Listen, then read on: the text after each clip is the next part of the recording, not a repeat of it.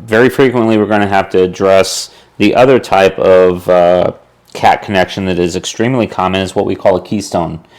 This is an RJ45 as well. We use this for lots of applications. Oftentimes this goes in a wall plate inside of the room. Oftentimes we're using them inside of racks. And as you get more clever with your design and install, you'll use these things for all sorts of stuff, from IR repeating to just making a splice onto a cat wire that can be reliable and performs pretty well. And you'll see here, like, this is the whole idea. We're trying to connect an RJ45 connector into the Keystone, and we got to get it right. So first step is the same as last time. We're going to strip this guy away. A few spins, a little bend here, a little bend there. Jacket comes off.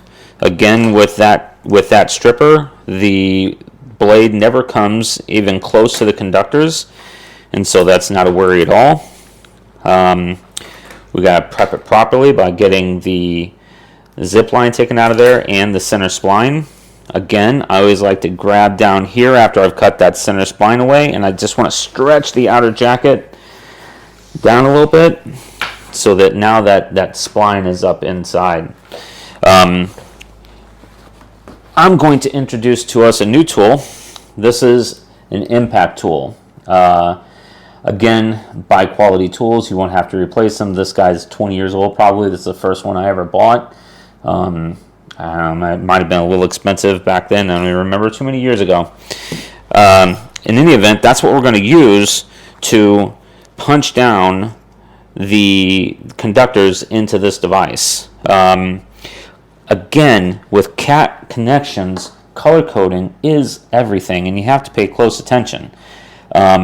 Inside of, or on the side of this, I don't know if I can get that in focus or not, but there is an A and a B, and that tells you the color coding of which gate the wire has to go into.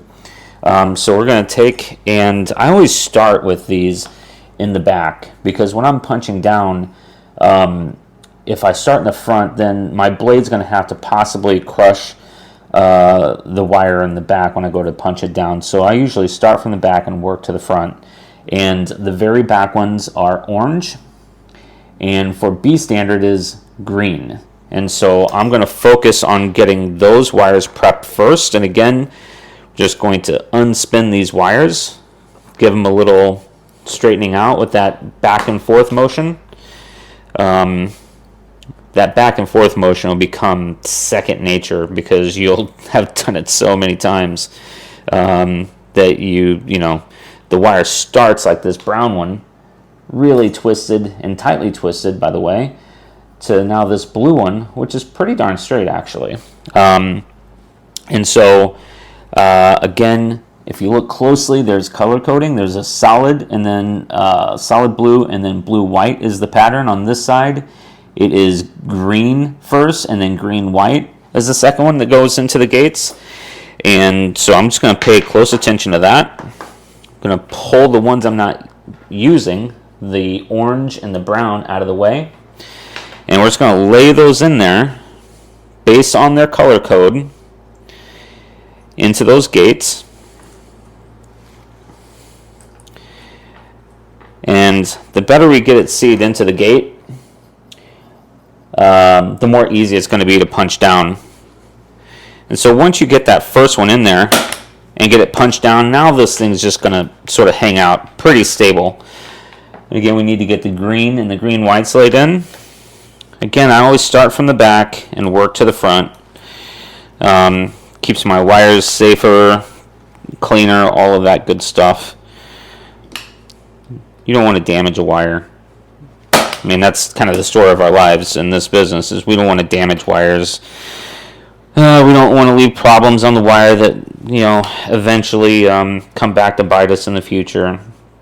Take a little bit extra time.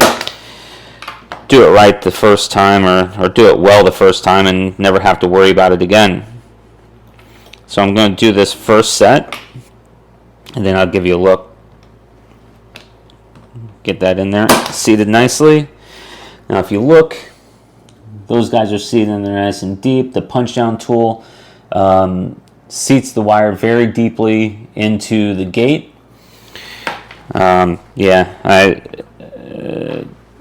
If I had like somebody running my camera, I'm sure we could probably do a better job, but you put this in your hand and give it a couple goes, and you'll get the idea.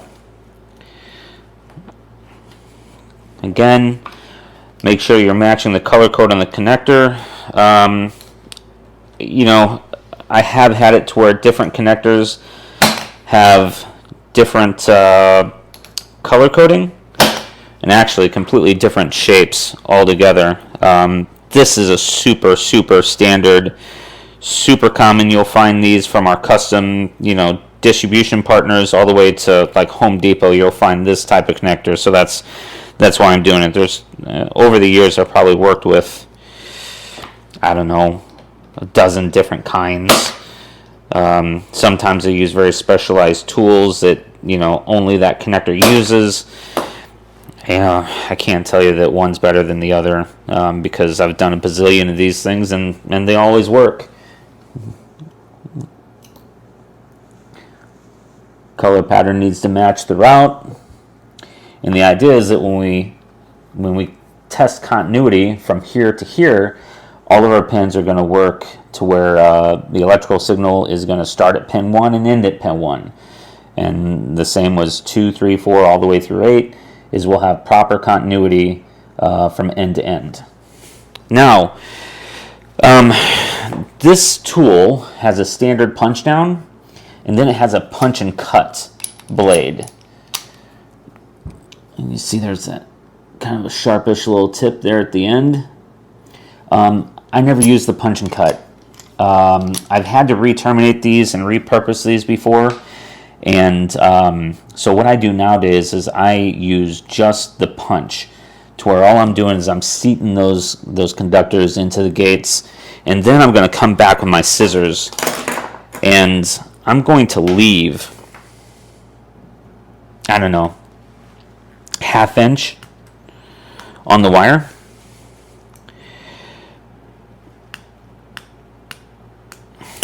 This is what mine looks like these days. A little bit left, so that if I need to, I can take a pair of needle nose, very small pair of pliers, and I can grab that conductor and I can pull it out of the gate and then take and change my color coding if I need to, or whatever the case may be. I've ran into some incidences where I need to service these, and if you've done a punch and cut, then you're going to cut that thing off flush, strip, and go through the whole process over again.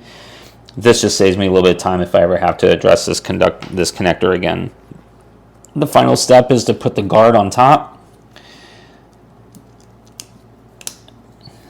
Makes a nice, you know, ASMR click. And yeah, that's how that goes. The next video, I'm going to get the Resi tester out and we're going to test this cable.